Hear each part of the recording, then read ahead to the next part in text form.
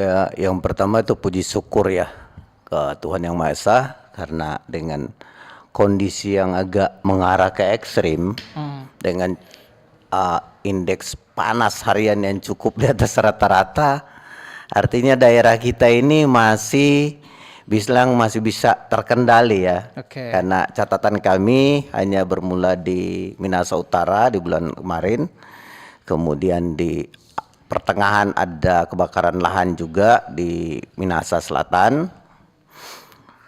Jadi hanya 2 catatan itu saja sebenarnya untuk wilayah Sulawesi Utara yang masuk ke kami, dan kami cross check memang benar kejadiannya dan bisa dikendalikan oleh para pemangku kawasan dan pemerintah setempat.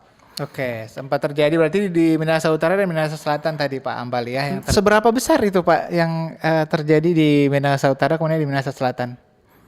Kalau Minahasa Utara itu catatan dari petugas kami yang turun ke lapangan itu hanya di 0,8 hektar. Oh, Kemudian Minahasa Selatan terlapor tuh 2,5, tetapi setelah kami coba ke lapangan ternyata tidak sampai 2, dan itu pun lahan sebenarnya, lahan yang lahan biasanya pertanian berarti. lahan dipersiapkan untuk pertanian.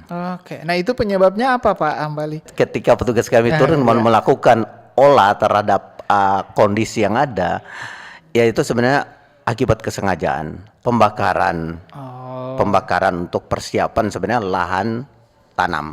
Nah, ini satu hal yang apa ya, selalu kontra dari waktu ke waktu ya. Karena aturan kita ada yang melarang, tetapi ada yang memberikan diskresi. Oke. Diskresi, tapi diskresinya sebenarnya diskresi ada aturannya, dijaga, dikelola dengan baik untuk pembersihan dengan pola seperti itu. Nah, ketika pun terjadi dan kami turun ke lapangan, nah yang bisa kami lakukan adalah dengan masyarakat yang ada sekitar itu melakukan edukasi. Bagaimana sebenarnya seharusnya? Kalau mau melakukan, kembalilah ke pola tradisional. Nenek moyang kita mengajarkan membersihkan lahan.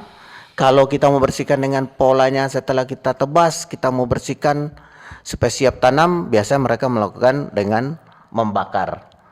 Tapi ada pola tradisional ya, dibersihkan sekelilingnya, kapan mau dibakar dan ditunggui sampai itu selesai, baru ditinggalkan.